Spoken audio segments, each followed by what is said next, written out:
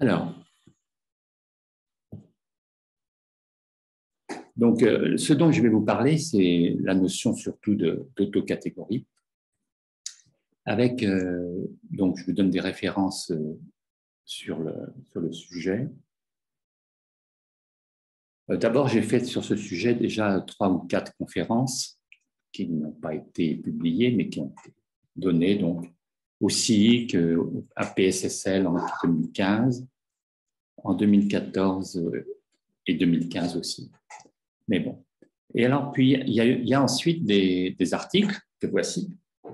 Donc, il y a 4 articles. Les 3 premiers sont parus dans les cahiers. Et le 4e n'est pas paru, mais il est en préparation, il est bien avancé. Et ce dont je vais vous parler est donc une espèce de parcours dans l'ensemble des 4 articles en question.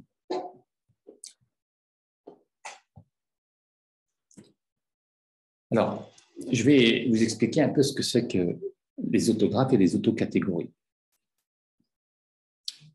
On verra que c'est évidemment une manière d'exposer certaines idées de Benabou, notamment sur les 2 catégories, sur les produits tensoriels. Mais puisqu'il s'agit d'un exposé en l'honneur de Benabou, je tiens à rappeler d'abord que dans mes propres travaux, j'ai souvent utilisé comme point de départ essentiel des propositions de Benabou. Alors, notamment, dans mon travail sur les catégories de diagrammes, là où je montrais avec Luc Vandenbril que les catégories de diagrammes sont de l'axe pour complétion, il a fallu utiliser la notion de Benabou essentielle de modification entre l'axe fondateur, et autrement, on ne pouvait rien faire. De même, dans mon travail dans les diverses publications sur les carrés exacts, évidemment, un outil fondamental était la notion de distributeur. Alors, donc, dans cet exposé ici, qui est tout à fait différent, on va voir un petit peu aussi, à certains moments, je signalerai comment quelques idées de Benabou sont cruciales. Alors, je commence avec la notion d'autographe. Un autographe, c'est très simple, c'est un ensemble avec une action du groupe libre à 2 générateurs. Donc, les 2 générateurs, je note D et C, et donc D, C, étoile, c'est le groupe libre en question, que je note aussi FM de 2, free monoid on 2. Donc, on a évidemment le topos que je note agraphe, qui est celui de ces actions. Et ma proposition, c'est effectivement de voir un peu comment on représente, en plusieurs sens du mot représentation, les objets de ce topos, puis ensuite les structures algébriques sur ce topos. Alors d'abord, un autographe, voilà une manière de le dessiner. Ça peut vous paraître un peu curieux, mais mettons que j'ai un autographe grand A et un élément de l'autographe que je pense toujours comme une flèche. Voilà ici la flèche A. Et puis alors, la flèche A a pour domaine une autre flèche que je note DA, D comme domaine de A, et que je appelle G ici, et pour codomaine CA, W. Et on dessine comme ça. On peut bien sûr simplement écrire A, 2 points, de V vers W. Donc l'originalité de la chose, très élémentaire, c'est qu'il n'y a pas d'objet, il n'y a que des flèches, et comme on le montre ici, comme on le voit, des flèches entre les flèches. Alors bien sûr, une flèche peut, comme celle que je montre à la 2e ligne ici, une flèche, vous voyez, il y a 3 dessins. Chacun de ces dessins représente une flèche, petit a, dont le domaine et le codomaine sont encore petit a. Donc, ça fait une espèce de flèche repliée qui part d'elle-même et qui arrive dans elle-même. Ici aussi, on a des flèches I qui va de soi-même. Donc, la flèche I part de I ici. Et vous voyez, suivez la main. Et hop, elle va dans J. Puis J part de J et va dans K. Donc, on peut écrire comme ça des enchaînements Voilà, donc ça c'est le point de départ. Alors ce qu'il faut bien retenir, c'est cette notion de flèche très particulière qui est fermée sur elle-même et qui est identique à son domaine et à son codomaine. J'appellerais ça une autoflèche. Alors quand il y a des autoflèches, vous voyez ici par exemple un exemple un peu au hasard, un exemple d'autographe, j'ai représenté par un rond une telle autoflèche, pour ne pas redessiner à chaque fois la flèche, mais c'est une manière de simplifier. Alors, excusez-moi, il y a des sautes dans mon ordinateur. Voilà, alors maintenant, on va regarder les premiers exemples intéressants. Voilà, je ne sais pas pourquoi ça saute. Voilà le dessin de l'autographe libre sur un élément petit f, sur un générateur. Alors, vous voyez qu'il y a le F, ensuite il y a le DF et le CF, qui et eux-mêmes ont encore un DDF et un CDF, puis un DDDF, etc. Donc, on a une espèce de tri-arborescence qui part de F, et c'est cet objet-là qui est autographe libre sur un générateur, évidemment. En fait, si on analyse bien ce schéma, il est très lié à l'espace de Cantor. J'en reparlerai tout à l'heure. Pourquoi? Parce que, en fait, le graphe des autographes contient comme sous-topos, le topos des autographes, pardon, le topos des autographes contient comme sous-topos le topos qu'on appelle topos de Johnson-Starsky, lui-même équivalent au faisceau sur l'ensemble de Cantor. Mais cette liaison, on la voit directement, cette liaison avec l'ensemble de Cantor, on la voit directement, tout simplement en examinant ça. Alors voici maintenant l'ensemble des entiers considérés comme autographe libre sur Aleph 0 générateur. Alors, il y a une fonction petit c que je note ici T1 et une fonction petit d que je note T2. Voilà. Et l'autographe, du coup, se dessine comme ce qui a pour origine 0. Alors là, on va avoir un analogue d'un autographe à un générateur.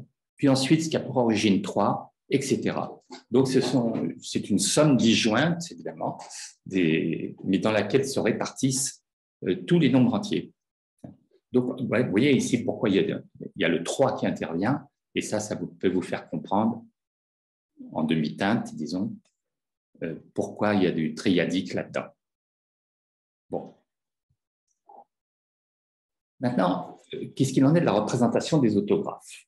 Pour un autographe, j'appelle représentation relationnelle la donnée pour chaque petit f élément pour chaque flèche petit f de l'autographe, je donne un span d'ensemble, un span formé avec des fonctions.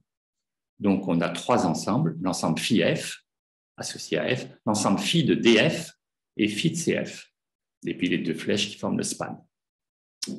Tel que, de plus, la double projection soit une inclusion. Alors, quand on a un autographe, on peut le représenter comme ça. Alors, dans les articles que j'ai cités au début, il y a pas mal de détails, d'explications pour avoir des représentations concrètes de ce genre, dans pas mal de cas. Maintenant, ce qui se passe, en fait, c'est qu'une représentation dans ce sens détermine en fait un morphisme. Une représentation de l'autographe grand A détermine un morphisme d'un autographe vers A. Donc, on considère que ça détermine un élément du localisé en A du topos des autographes, de la manière que j'écris ici. Inversement, si j'ai un morphisme comme Q ici, d'un A' vers A, ça détermine une représentation au sens que j'ai dit. Alors, cette balance entre les représentations et ces morphismes, c'est un peu l'analogue de la construction de Grothendieck, ou qu'on pourrait aussi appeler d'ailleurs Ehresmann-Grothendieck pour d'autres raisons, qui fait passer d'une fibration, enfin qui fait passer d'un préfaisceau à une fibration et inversement. C'est un peu le même principe. Bon. Alors, à partir de là, on peut construire plein de représentations des autographes, puisqu'il suffit de se donner, en fait, un morphisme d'autographe vers l'autographe en question. Alors, je vous donne un exemple de ce genre. Des ensembles globulaires.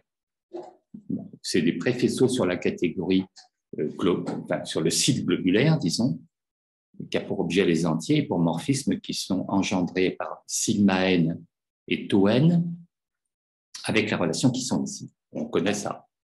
Eh bien, un ensemble globulaire est en fait un autographe muni. Donc, un ensemble globulaire est exactement un autographe d'un certain type, à savoir celui dans lequel on a les relations DD égale DC et CD égale CC, un tel autographe, qui de plus est dimensionné, c'est-à-dire muni d'un morphisme d'autographe de A vers l'autographe N augmenté, qui est, si vous voulez, comme celui qui est la réunion sur les entiers de celui que j'appelle DN, qui est dessiné au-dessus. Donc, on est dans le cas, effectivement, l'ensemble globulaire est donc une représentation particulière de ce N augmenté.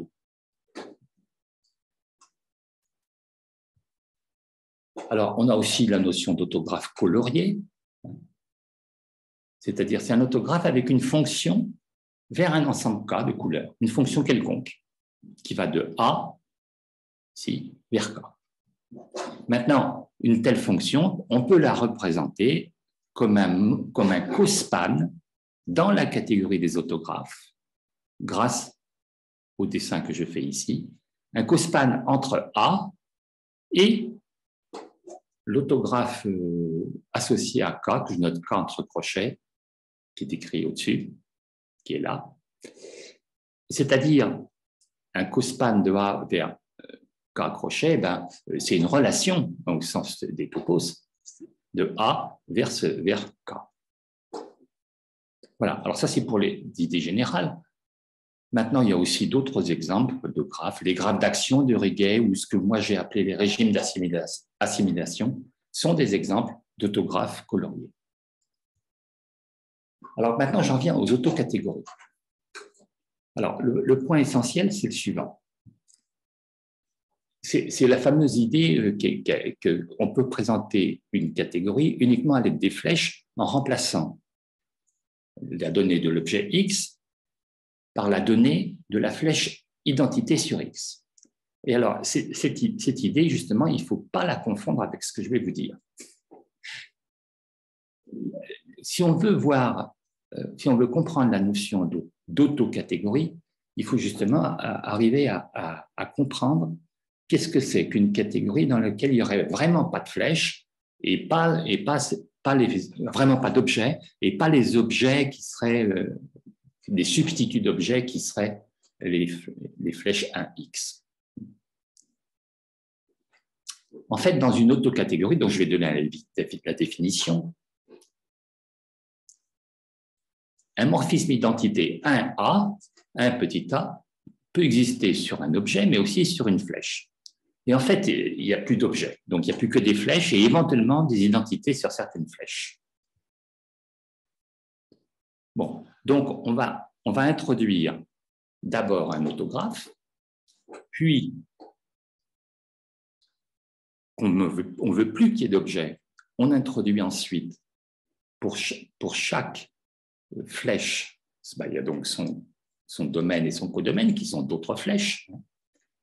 Et puis, éventuellement, on va introduire pour un codomaine, c'est-à-dire pour quelque chose du genre CA, ou pour un domaine du genre DA, une flèche de lui-même vers lui-même qu'on appellera un identificateur sur A. Et seulement après qu'on aura introduit ces identificateurs comme données supplémentaires, on introduira une composition dans les flèches consécutives de l'autographe et on dira que les identificateurs, les identifieurs, j'ai écrit ici, sont ou ne sont pas des identités pour la loi. Vous voyez, donc, en fait, les identités se trouvent, le rôle des identités dans une catégorie se trouve dissocié entre, d'une part, ce qui permet d'identifier la donnée, j'allais dire l'objet, mais c'est plus général maintenant, qui permet d'identifier une flèche, et d'autre part, ce qui joue le rôle d'identité. Donc, cela dit, donc, une donnée IA comme ça, j'appelle ça donc un identificateur, et ça se dessine comme ça, vous voyez. Vous avez la flèche A dans l'autographe, et vous ajoutez une flèche que vous appelez IA, identificateur de A vers A.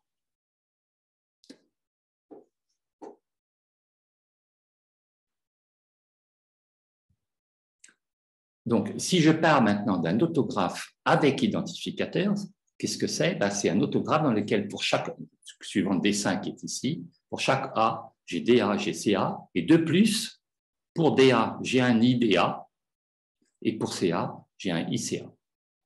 Donc ça c'est un autographe avec identificateur. Et enfin, voici la définition d'une autocatégorie.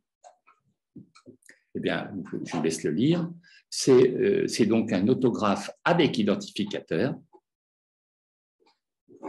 tel que de plus, évidemment, avec une loi de composition des flèches consécutives, c'est-à-dire des flèches telles que de flèches F et G, telles que justement ici, le codomaine de F qui est Q, soit le domaine de G. Hein. Donc, ces flèches-là ont un composé, avec les choses habituelles sur domaine et codomaine décomposés, avec le fait que les identificateurs sont des identités, et avec l'associativité. Donc, ça ressemble énormément à une catégorie, sauf que d'une certaine manière, les objets ont disparu. Et ils n'ont pas été remplacés par des identités a priori. Hein, c'est bien ça, c'est ça qu'il faut voir. Bon.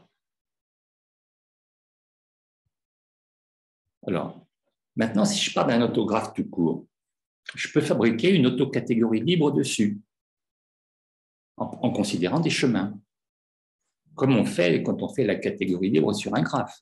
Donc, on fait de même l'autocatégorie libre sur un autographe. Alors, il faut faire attention parce que justement, il ne faut pas seulement considérer les chemins, parce qu'il faut ce qui joue le rôle d'élément neutre, ce qui joue le rôle d'identificateur. Donc, il faut rajouter les identificateurs. Bon. Alors, je passe un peu là-dessus. Et on obtient une autocatégorie libre sur un autographe. Vous voyez, il faut bien rajouter des identités.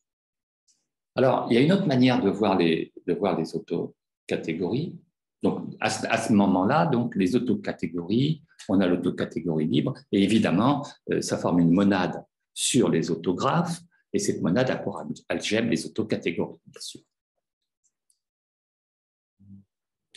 Donc, les autocatégories sont bien des structures algébriques sur les autographes.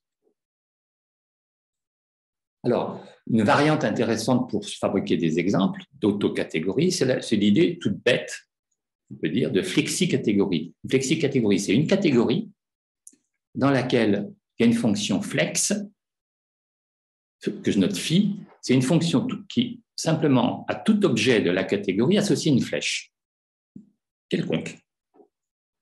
Donc, on interprète cette flèche comme une espèce de mobilité ou de transition mobile associée à l'objet X qui est quelque chose de statique. Bon. Alors, l'important, c'est que justement, une autocatégorie est bien une flexicatégorie. Et inversement, plus ou moins, il y a des équivalences. Hein. Donc, en fait, en abandonnant les objets et en formant la notion d'autocatégorie, on a fabriqué quelque chose d'équivalent à des catégories dans lesquelles il y a des objets, munis d'une donnée supplémentaire qui est la fonction flex.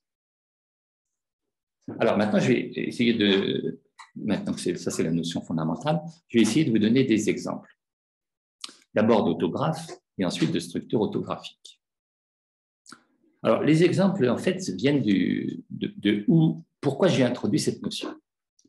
J'ai introduit la notion d'autographe et d'autocatégorie pour unifier l'étude des mises à plat de nœuds, d'une part, et les mises à plat d'entrelacs, de links, d'une part, et l'étude des catégories d'ordre supérieur, notamment les catégories doubles, etc. Et en effet, le langage et la notion d'autographe et d'autocatégorie permettent d'avoir comme exemple, d'une part, la description, si vous voulez, des mises à plat de nœuds, et d'autre part, par exemple, les catégories doubles, ce que je vais vous expliquer maintenant. Donc, si on a un nœud, une mise à plat d'un nœud, voilà, je vous donne un exemple. Voilà, ça va trop vite, c'est bizarre.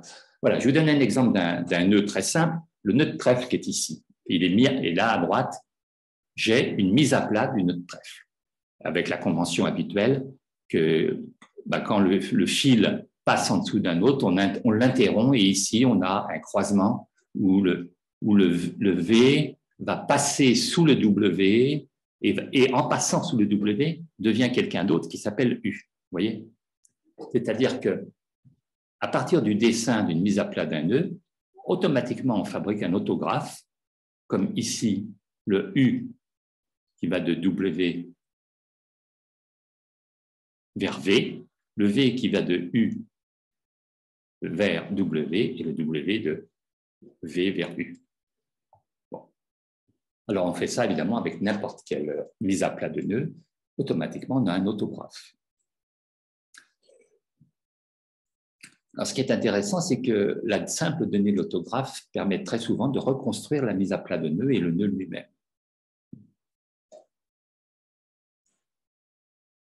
Alors, en fait, tout nœud mis à plat ou tout diagramme planaire d'un nœud détermine un autographe, comme je viens de dire.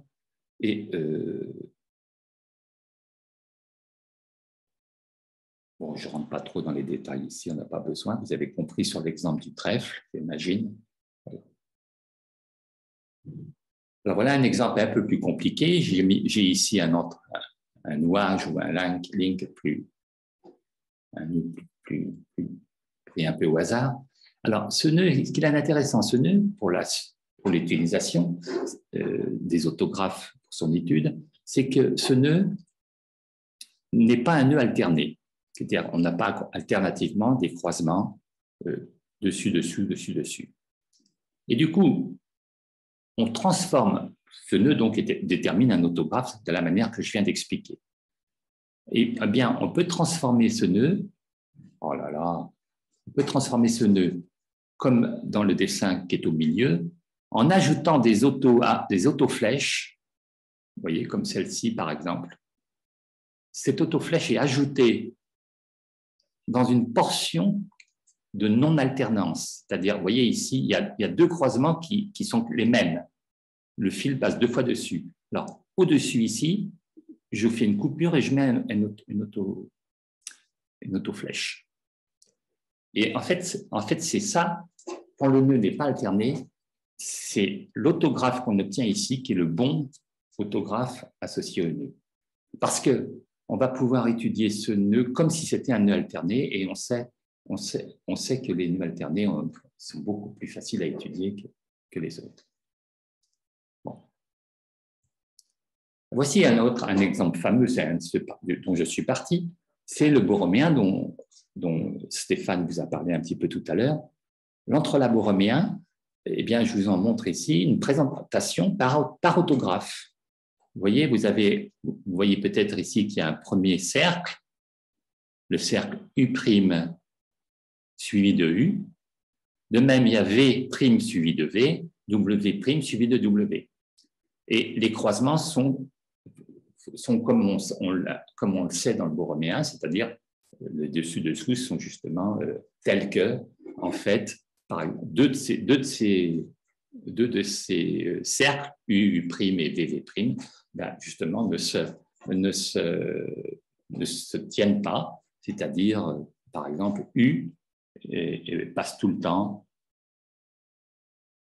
prenons U et U' et U' et VV', eh bien, s'il n'y avait pas W, on peut les détacher. Alors, il y a dans la théorie des nœuds, évidemment, des manières de modifier les mises à plat, des mouvements de Rennes-Master dont je ne parlerai pas, mais aussi un peu de travail de chirurgie qui consiste à découper et recoller un petit peu. Et là, je vous en donne un exemple bien connu, juste pour qu'on voit que ça se décrit en termes de span d'autographe. Il s'agit de passer du nœud borroméen au nœud de trèfle. Pour cela, j'ai ici à gauche le borroméen. J'introduis à droite ici une autoflèche Y. Et du coup, je vais pouvoir avoir un morphisme entre ces deux autographes, ou plus exactement, entre les autocatégories libres de chemin associées. De cette façon, je peux passer de la donnée qui décrit le borroméen vers la donnée qui est décrite par celui-là. Et d'un autre côté, si je prends ici, à droite, cette fois-ci, l'autographe associé au trèfle, qu'on a vu tout à l'heure, un petit peu modifié pour qu'on voit mieux comment il va se positionner, eh bien, je peux lui aussi le placer dans celui que je viens de créer juste avant, avec l'introduction de l'autoflèche Y.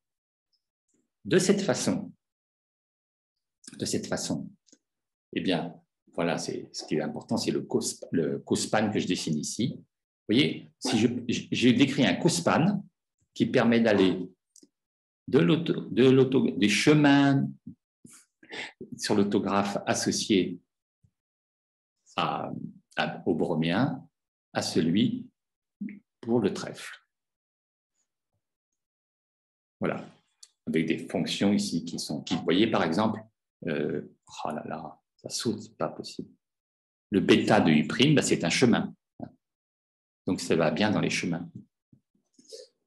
Voilà.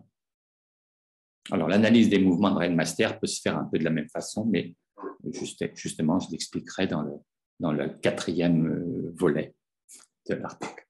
Alors maintenant, si on reste encore une seconde avec les autographes associés aux nœuds, eh bien, en fait, pour l'instant, on a utilisé des mises à plat de nœuds. Mais tout autographe ne peut pas se représenter comme mise à plat d'un nœud parce qu'il y a justement des croisements. En revanche, tout autographe fini peut se représenter comme diagramme virtuel d'entrelacs. Alors, je vous montre le principe, c'est une notion diagramme virtuel d'entrelacs ou nœud ou entrelacs virtuel. C'est une notion, je crois, qui a été introduite par Kaufmann. Alors, vous avez le dessin ici d'un tore sur lequel j'ai dessiné un nœud. Et vous avez là 2 types de croisements. Les croisements comme celui que je montre ici, qui sont vraiment des croisements comme j'ai vu tout à l'heure dans les mises à plat. Et puis les croisements comme celui qui est ici. Vous voyez, parce qu'en fait, ici, j'ai une ligne qui est devant, et là, j'ai une ligne étoile qui est en pointillé, mais qui est en fait derrière sur le tore. Donc, ce n'est pas un vrai croisement comme tout à l'heure. Alors, ce croisement qui est ici va donner ici ce qu'on appellera un croisement virtuel. Donc, le dessin qu'on fait maintenant, c'est un peu plus complexe que la mise à plat d'un nœud. C'est comme une mise à plat de nœud, mais avec, en fait, des croisements, comme tout à l'heure, et aussi, qui sont entourés ici, des croisements virtuels.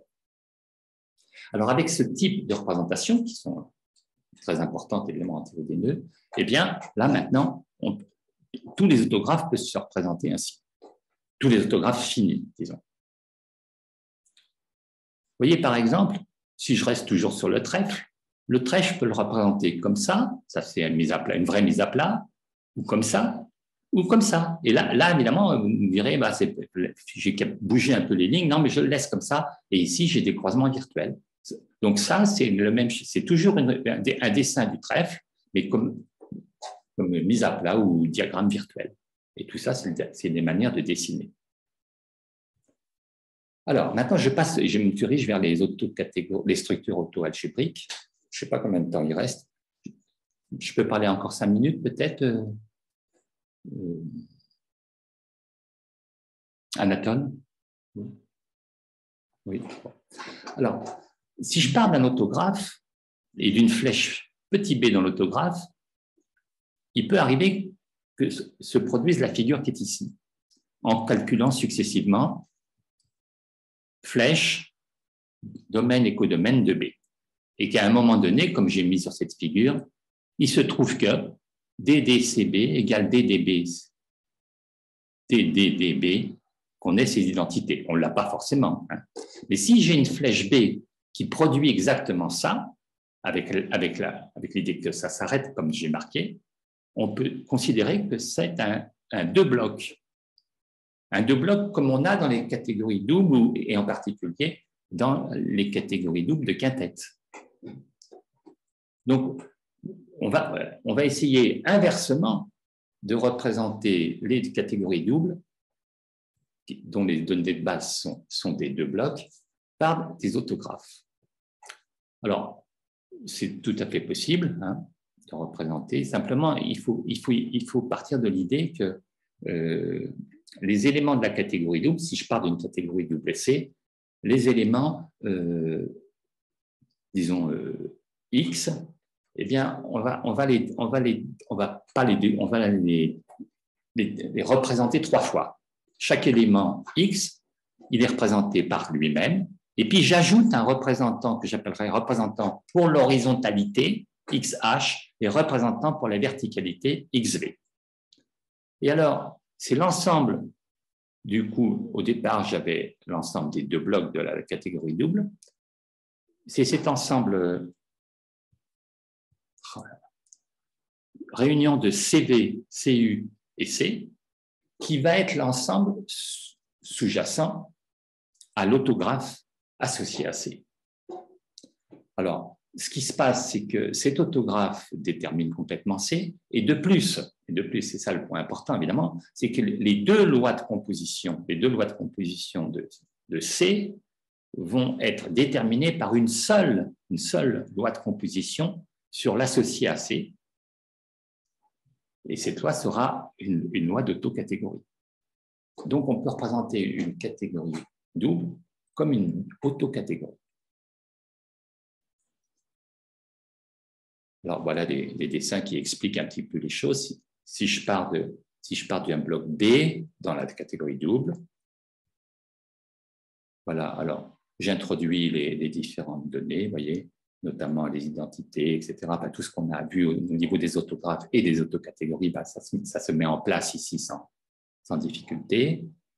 Et la loi, alors voilà, l'idée c'est qu'on compose deux éléments. Ben, s'ils sont tous les deux horizontaux, ils se composent horizontalement. S'ils sont tous les deux, donc si c'est des éléments verticaux, on les compose verticalement. Et puis autrement, on ne les compose pas. Donc on a une seule loi. Et cette loi, elle satisfait ce qu'on veut, bien entendu. Alors, je termine avec cet exemple des catégories doubles. Évidemment, ça se généralise aux catégories multiples. Et notamment, évidemment, ça se particularise aux deux catégories qu'a beaucoup étudié Benabou. Hein. Et maintenant, on arrive à la notion avec laquelle je veux terminer en une minute, c'est la notion d'algèbre orthographique. Donc, une algèbre orthographique, la notion d'algèbre, vous savez, ça peut se décrire de plusieurs façons, comme algèbre d'une monade, comme modèle d'une esquisse ou comme théorie de Lobir. Ben, on peut prendre ces trois notions. Mais pour aujourd'hui, je prends celle en termes de monade sur les autographes. Donc, on a vu que les autocatégories sont les algèbres d'une monade sur les autographes. Alors, ben là, comme vu, j'ai plus beaucoup de temps, Anatole, je pense. Hein. Tu peux me dire combien de temps il me resterait? À peu près 3 minutes. Comment? À peu près 3 minutes. D'accord. Alors, c'est bon. Tu as commencé avec un peu de retard. Ah oui, merci. Alors, on a comme exemple, donc ce qui m'intéresse maintenant, c'est de rechercher des exemples d'algèbre, ou de théorie algébrique sur les autographes. Ce que j'appellerais donc des algèbres autographiques. Alors, bien sûr, la première idée, c'est que les algèbres orthographiques, c'est de là que l'idée m'en est venue. Ça démarre avec les algèbres graphiques de Bironi. Donc, Bironi a introduit des algèbres graphiques, mais ça veut dire algèbre sur la catégorie des graphes. Mais dans les graphes, il y a des flèches et des objets. Donc ici, il s'agit de récupérer déjà les algèbres graphiques de Bironi, mais en ayant seulement une seule type de données, pas des flèches et des objets, mais uniquement des flèches. Donc, de passer de ce qui est algébrique sur les graphes à ce qui est algébrique sur les autographes. Alors, on a beaucoup d'exemples. Premier exemple, je l'ai cité tout à l'heure, c'était celui du topos de Johnson-Tarski, et qui est évidemment un topos inclus dans le topos des autographes, et qui évidemment est aussi, grâce à la monade faisceau associé, algébrique sur les autographes. Bon. Maintenant, ça peut s'étendre un petit peu avec justement encore quelques idées qu'a introduit Lovir sur ce qu'il appelle les frics graphiques. Voilà. Le monoïde, alors ça c'est un principe général que je laisse. Voilà, qu'est-ce qui se passe? Ça va trop vite là.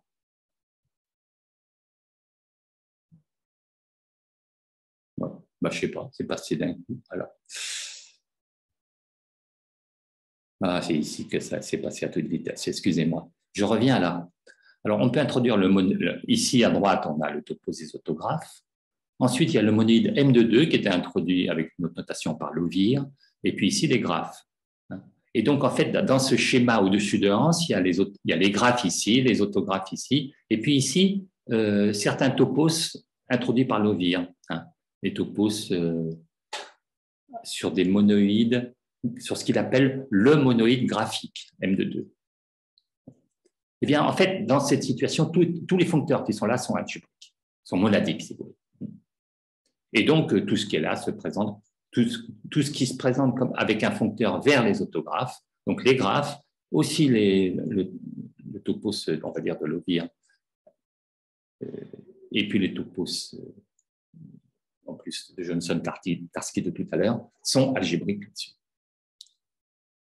Et alors, il y a un théorème comme quoi les algèbres graphiques de Bironi, du moins celles qui sont ce que j'appelle basiques au sens de l'air, eh bien, sont en fait sont aussi des algèbres autographiques. C'est le cas, par exemple, des catégories. Les catégories qui sont algébriques, comme l'avait montré Bironi, qui sont algébriques sur les graphes, sont aussi algébriques sur les autographes. Mais sur les autographes, donc je l'ai déjà dit, il y a les autocatégories qui sont aussi algébriques. Voilà. À noter que si T est une théorie de Lovir, les autographes dans les algèbres ordinaires, ensemblistes, forment une catégorie monadique sur les autographes. Donc ça fait beaucoup d'exemples à partir de là. Voilà. Et je crois que j'ai terminé. Alors, mon idée, c'est que, en conclusion, ces algèbres autographiques, et notamment, principalement les autocatégories, permettent de décrire aussi bien les opérations de chirurgie et d'homotopie, façon mouvement de Master, etc., relatives aux entrelacs, que, d'autre part, les éléments de théorie des catégories d'ordre supérieur avec lesquels on peut effectivement décrire la théorie d'homotopie en théorie des catégories d'ordre supérieur. Voilà, j'ai terminé. Alors, qu'est-ce que je fais? Je quitte. Est-ce qu'il y a des questions? Oui. Allez-y. Il avait parlé les autocatégories. Si sont des topos, on l'appelle autotopos. Alors, non, j'ai pas regardé spécialement Oui, mais le cas des topos. Mais effectivement, je me suis posé la question, je n'ai pas encore examiné ce que ça devrait être qu'un autotopos. Évidemment, une autocatégorie qui est un topos, je pense qu'il faut demander en plus que ce qui structure le topos, c'est-à-dire la logique, soit elle-même bien définie. Il faut bien défini en termes d'autographe. C'est-à-dire que ce soit que ce soit définissable de manière, soit définissable de manière algébrique dans les autographes. Donc j'ai un doute disons pour juste dire, voilà, j'appelle autotopos ou simplement autopos, une autocatégorie qui est un topos. Je pense qu'il faut peut-être être prudent et introduire une propriété de plus. Mais c'est intéressant de voir comment fonctionne le langage interne de autotopos. Oui, alors bon, ça c'est ce que j'ai pas développé. C'est, disons, dans la catégorie des autographes. Oui. Ah oui, alors pour compléter ma réponse à la question, je sais donc pas tout à fait sûr, je suis pas tout à fait sûr qu'un autopos soit juste une autocatégorie qui est un topos, mais ce qui est sûr, c'est qu'il faut que l'autopos, il faudrait que le topos des autographes soit un autopos. Donc il y a aussi cette question. Et le problème, s'il y a booléen ou non. Et alors, à ce moment-là, si vous voulez, la logique interne d'un autopos, il faudrait déjà être capable de la trouver dans le cas des autographes. Alors, dans le cas des autographes, donc, il faut étudier la logique interne, tout simplement, du topos des autographes. Alors, elle est donc très liée justement à celle du topos de Johnson-Starsky. Bon. Ouais. Mais, de manière plus générale, qu'est-ce qui détermine cette logique? C'est la construction de l'exponentielle par oméga, d'exponentielle par oméga. Mais on peut s'en dispenser parce que comme c'est un topos, c'est oméga puissance x, en fait, c'est juste des manières de représenter le calcul des spans. Le calcul des spans et cospans dans les autographes. Donc, en fait, la logique, ce qui rend compte, si vous voulez, de la logique du topos des autographes, c'est simplement la manière dont on compose des spans. Or, on a déjà vu un petit peu dans mon exposé qu'il y a un rôle important de ces spans, notamment pour manipuler et faire de la chirurgie sur les entrelacs. C'est-à-dire que ça pointe l'idée que, justement, la logique interne, via le calcul des spans et cospans, la logique interne des autographes est, en quelque sorte, l'outil pour pratiquer les opérations de chirurgie. Tout à fait.